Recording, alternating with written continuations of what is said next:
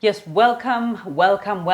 It's going to be another awesome day as we talk about parenting and parentification. Parent what? Parentification. Yeah. I know for some of you that have never heard that word, and I know that it's many, you're asking yourself, what's that? But it's something that you have faced, and it's something that so many of us have actually faced, not just in Africa or not just in Uganda. But again, it's something that we want to be able to touch on in order for the adults that are going through it or have gone through it will be able to find themselves, and then will be able to redeem themselves. And then if you're a parent, then you will know better not to actually take a child through that. Now, this is a reversed role. While you are a parent that is supposed to provide stability to a child and provide emotional, meet their emotional needs, in this case, you slide into a place where a child has to actually provide the stability and the emotional support to you as a parent. And sometimes we don't know when we are sliding into that place. We don't know why we are sliding into that place. But if we get to know this with these beautiful ladies, I have Joweria in the house, and then I have Pamella. We're going to, okay, let's just get to it. Let's not break it down so much. Hi, ladies. Hi. How are you doing? Okay, how are you? Hi, Joweria. Hello, You Bahati, how are you? I'm good. So you're ready to dive into parentification. Parenthood scientified. Yes. Okay, so I was just talking about the sliding into the roles, and but I would want to know your personal understanding about parentification and how you actually got to know it's an issue. I would love to know that. Okay, maybe I'll start with a person watching out there wondering what is parentification, like you called it scientified. Yes, I think it's an act of where parents give their emotional baggage and responsibility to their children when they're not ready. So this is what they do. They Of course, a child will always be a child. Right. They are forced to assume adult responsibility, and then they throw everything at them just for whatever circumstance that they're facing, not putting into consideration the repercussions of that. Okay. So as I was looking around and doing some research, I found out that word actually exists because of a man called Ivan. Ivan, and his other name is Bozo Mani Ngani. I think he's a Hungarian American who is a psychiatrist, a child psychiatrist. So he was in contact with so many children who happened to have issues, but then these issues had a background, and it was always with their parents back home. So it was so much, and so he found out he wanted to name this. He didn't have a name for it, and so he comes up with the word parentification. And so we only realize parentification is now on the rampage, whether parents are acknowledging it or not. It's everywhere: America, Asia, Uganda, Africa, everywhere, just name it. So it comes on because of so many factors. So,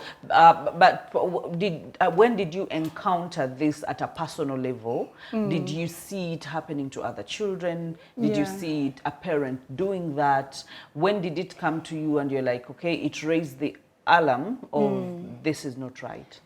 Okay, I think there's a word I came up with myself, and it's called the first child syndrome. So we are But coming actually- up with words now. Yeah, I've always been speaking it, first child syndrome. But then when I was doing research, I realized there's such a word as that, except they call it the first daughter syndrome. Why? Because the first daughters are usually, because girls are naturally mentors, they're naturally caretakers, yeah. they're nurturers. It is easier for them to be given the role of a parent. So when you realize that a parent has a child as a first girl, and then they have other children after this girl, this child automatically Becomes a parent. takes on the responsibility of the parent. Now, you asked me about something personal, maybe I've noticed, is I've seen so many people who have children, for example, even when they have children under the age of 5, but then they're back to back, or they come after each other under the age of 5. So for example, a parent has a child after 2 years. The first child they have automatically is put aside. So they're like, like a baby wange tomukuba, like, you know, then they dismiss the fact that this child is also still a child. Needs attention. Yes, they take away their time with them, they take away their attention because they have a baby in the house. So you see it's starting at that little age of them being 2, 3. So it grows up with them, and then they put it in the mindset that I am older, right? So for example, children are playing outside in the compound, then the older one comes crying, or the younger one has hurt the older one, then the parent is like, but you go mukuru. Not even putting into consideration that this child has been hurt, right, by the younger sibling. Wow. So the parent comes on and it automatically says, "Gwe mukulu, you ought to have done better, you ought to have known what to do." So it starts from a young age, and parents throw these responsibilities to these children directly or indirectly. So they slide into that place of compromise. Wow. Joweria. I would say parentification, like we commonly call it here, actually in Uganda, or I think, I don't know, but I think I've heard it here more. People call it assistant parenting. Yeah. My mother's assistant, commonly known on social media as assistant parent. So I think first of all it comes from anxiety. By the time a parent has a second child, they are tired and they feel there's someone, okay, this person is also young, they should acknowledge that. But then there is a way they have trust that this young person will be able to help them out. Yes. In the process, this other young person or the elder, especially daughters, so very many things about their lives are put aside to consider the other siblings. So all your emotions, no, they don't mind. It is your siblings.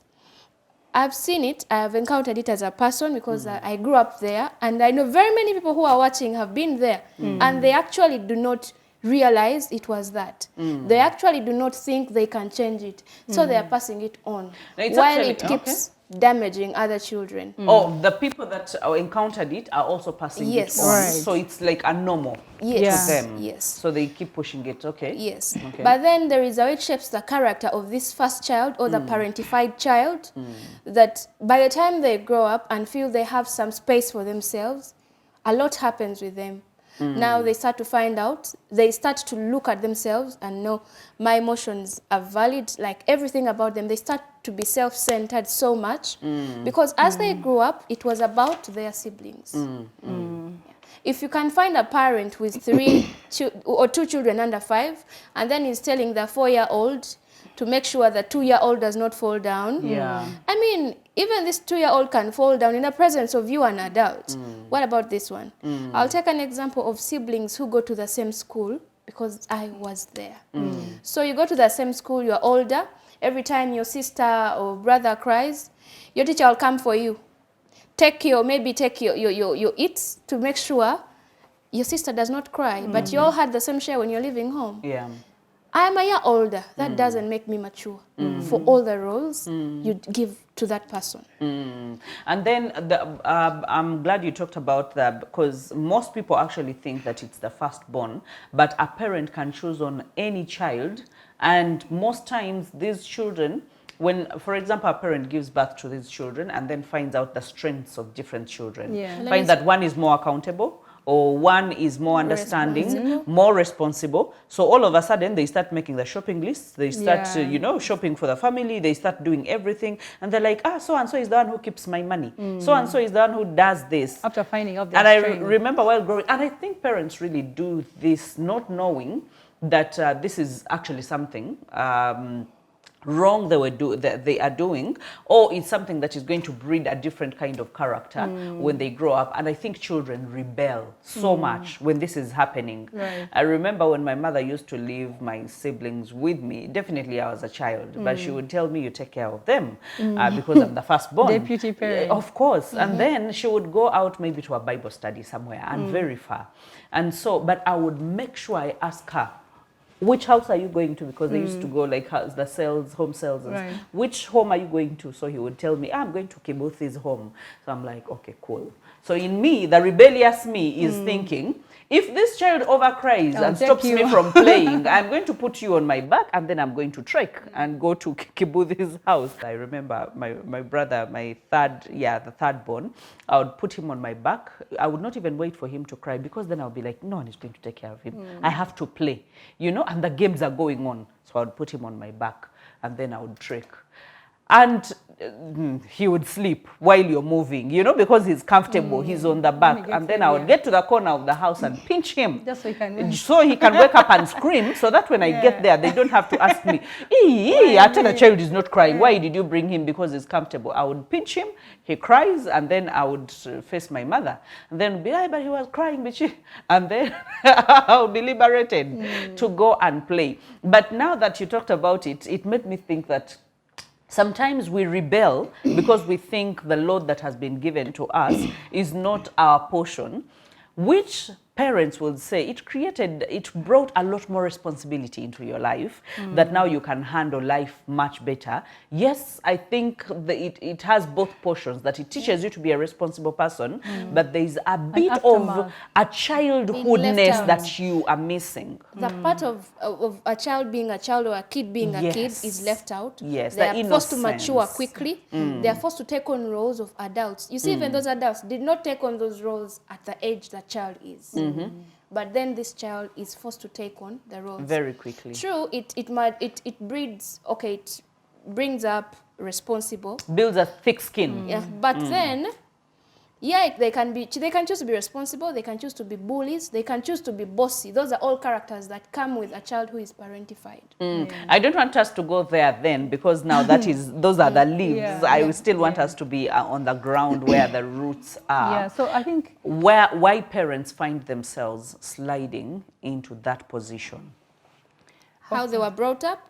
Okay. And then they are tired. Like the hurt people hurting others. If they were parentified, so they go ahead and like it's the normal thing to them. I also think it's an intergenerational boundary of sorts, because then parents, having grown up with a generation X or the baby boomers, it's what they know that they went through, that their parents gave them the responsibility to be deputy parents, or like what she called it, assistant parents. So when I've been given this role and I have a child and don't choose to walk away from what my parents showed me, definitely I'm going to carry on what my parents gave me, right? But then there are factors. As I was doing some research around, I realized some of them, now what I realized is there are two types of parentification. There's the adaptive. The adaptive is kind of like a short one, short-lived. So it comes off because of a circumstance. For example, a parent falls ill or has a chronic illness or some sort of accident. So the parent is more or less out of option but to make the older child take care of them or look after the sibling. It's kind of short-lived, and its repercussions or consequences are not as long or much or maybe grave or to the child. But because it's not forced, I think what you're trying to say is it's really not forced. Yeah, it's kind of by default, because that even when this child goes on being responsible after that, it will be, they feel like I started it on the right course. It wasn't a forced one. Cause. Okay. And then so there's another type which is destructive, which is definitely what I've been talking about as intergenerational. It has been on from our past, our grandparents and parents and onto us if we choose to not kill it from right here. So that one has very, very grave consequences. And it's ongoing. It's what Joweria is talking about with the repercussions of the child feeling more or less very entitled, inappropriate entitlement. They feel like, I am the head of this family. I've been in charge. Yeah, I've been in charge. So even when they grow up and get to adulthood, they take it onto their relationships. People, children like that, who have grown up. Like if you're a girl, you have masculine energy. Exactly. They get entitled and then they have problems settling into relationships because they think, I am entitled, I've been given the boss kind of the leader. Attitude. Yes. So if they get a spouse, definitely they're going to bring on this to their spouse. They'll be like, hey, I've been growing up with this, I am in control. attitude. Though I'm thinking now that you're actually talking about that, it causes me, it stirs my mind to think about the differences in children and their placements in homes, like first and middle children and what. Yeah. You'll find That's a what I middle was child who does not think about tomorrow. Yeah. When they get their money, they eat all their And money. it's all about- While the first child, who is mostly prone to being parentified, is one who is thinking, how will I survive tomorrow? Can I save? Can I, you know, do all this? Like, they are always very calculative because they were once in charge of other human beings, and now it does not get out of them. It stays in them. That's That a even long when term. they get married, and now I am actually thinking those are the ones that are really prone to even bad partners who take advantage of them. in And abusive relationships. Yeah. Yes. so you see these things have actually roots. Yeah, so that's the somewhere. destructive, which is the ongoing. And so because it's too ongoing, takes quite a longer time. Even the repercussions and the effects are deeply rooted. You can't get them out of a child. Even therapies can't, how many therapies can't help? If they came to you for a therapy session, Because then you it's take a piece by million of piece. those, You have right. to discover yourself, but even when you discover yourself, you don't know how to reprogram your mind Right, to because they've actually, been charged like Because that. then you are challenging yourself. You're Yes. challenging the normal that you have lived for the Yes. longest time, and now saying that it's not the right thing to do. Yeah. I'll even hate you for it. If you tell me that. When you look at the placement of children, or according to their numbers, the first child, the second child, and the third child, why do you think there are a lot of memes talking about last borns? Because them being in the place of a last born breeds them into that person. Everyone is taking care of them. And then when you hear memes about firstborns, it is responsibility, it is ego, it is entitlement, it is being bossy, because all their life, that's what they've been groomed to be. Now, as we grow up, this actually creates, it has some good, but then it creates a lot of bad too in our relationships with different people. I'll give you an example of me.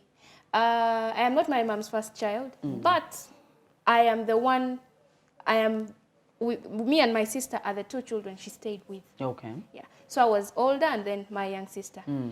So everything about this girl from the time we started doing school, it was me. To the extent that we went to secondary school, she was she was huge, she was taller than me, and there is that wanting to show I am also there from a last born or that comes in. While I'm also here, I'm like, no, I've been boss. You get it? All this So there time. is a lot of friction. I would say it also breeds sibling rivalry. Yeah, it does. So when we were in school, whenever her, what is it called? Her grab was done, she would come to my suitcase and pick it because in her mind, I'm entitled. responsible for her. So I have to make sure she has, even if I Well, the don't. parent will praise you for taking care of your sister. No. When they come and something is lost, they're like, you are older, why don't you help? But I You have should have books. known better. Yeah. Yeah. I have my own. like things there is a going. whole other self of me that you are neglecting me to focus on another human being. You see this especially with if it's a girl and it's a girl that is firstborn.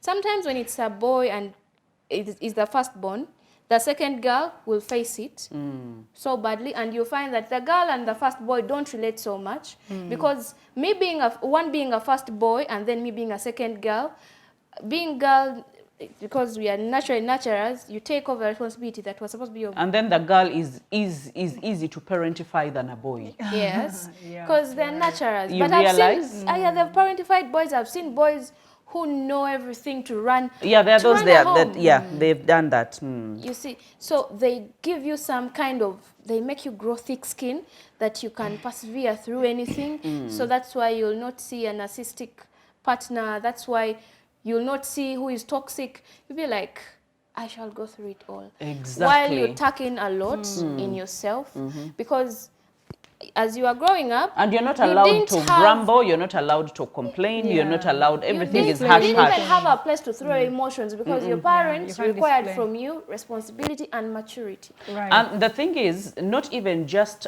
required, but remember we also have needs as people. So if you find out that I have to adjust in order for me to be loved and to be accepted, because those are the things that a child wants. Stability, love and acceptance. Yeah. Now, if the child feels in order for me to be loved and accepted, I have to adjust into this role.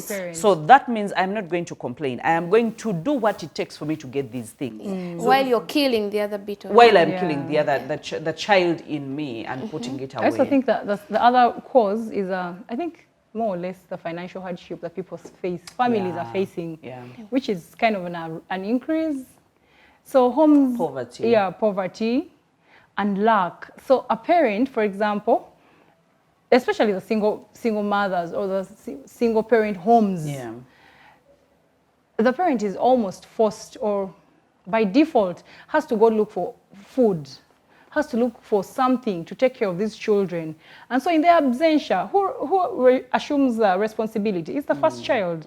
So this child is taken... First to step into the shoes of the father. It's taken on the responsibility, while the parent is away working.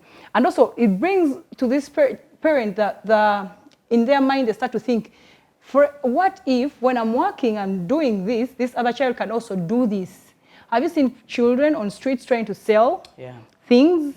They have buckets of maybe eggs or things to eat because they want to they want to make the money together, put it together with mommy so it can accumulate. Because I was actually going to bring in the notion of, you realize that when you talk about the baby boomers and Generation X, when you cross to the millennials, right now millennials are hiring nannies. Right. And they're telling nannies to be in charge. So you end up actually having all children who are more entitled because they feel like the nanny, and the way they even call the nannies, I've been to some homes and they call, like, the nanny is being called like they don't matter, which is not right. So I read someone's post and they said very many housewives are training nannies or house helps to be better wives than their own children, or better people than their own children. Because they're casting all the burdens, the responsibilities on them and everything. That is why I say that there is a part of parentifying that I will not say that is 100% good, but I will tell you for a fact that people that have gone through that have ended up being good human beings, hardworking, building wealth, and being able to take care of their siblings. So that's just to add on to there's a trauma, that the underlying trauma cannot be neglected, because it is there, because they fail at certain things, that even if you shoot high for the moon and make a lot of money and build companies and do all these things, the masculinity in you is going to cost you something. Or either it's going to cost you your marriage, or it's going to cost you good relationships, or it's going to cost you because you're going to be at loggerheads. And sometimes they even end up, that friction creates a strange between the siblings. That's like, mind your own business, I will mind my own business. And then I'll give you from experience. It happened to me. When I joined campus, when I got a job, I felt some sort of liberation. Okay, I can live while it is me who matters. And I don't have anyone to take care of. Yes, something happened and I cut them off. I wanted to focus on me. On you, Not in the bad way, but it was so draining that I felt I needed to focus on me. So I know there are very many people out there who feel drained. Who feel the same. Very drained, and they are stuck in there. They don't know what to do. Even at their adult age, even when their younger siblings are now adult people and married, the moment they land into a problem, mama, hello, muganda wote wamulabye kati gwe ngo mukulu okola woki. No, naye yafuka mukulu. We can all take on the responsibilities. Who become even 40 and they never allow that they actually grow up. I've had 40-year-olds say I'm an orphan, but they're 40 and because they've been raised to that. So just to add on to the poverty or the financial hardship, which causes these children to go into responsibility of taking on roles as parents. It also lets them, I've seen girls who go into marriages, jump into marriages or relationships just so because they think, if I go to this guy, maybe he's rich or he's not rich, but he'll better my life and I'll take care of my siblings.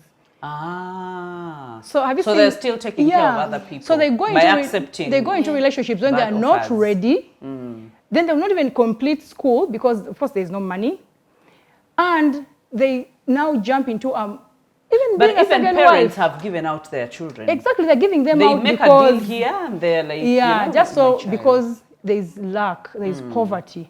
So I was just trying to look at that other cause that No, is but pushing it's the a children. very huge cause. So many families, and as we plan to actually do a small breather as you get some water and maybe just freshen up and come back as we have this conversation.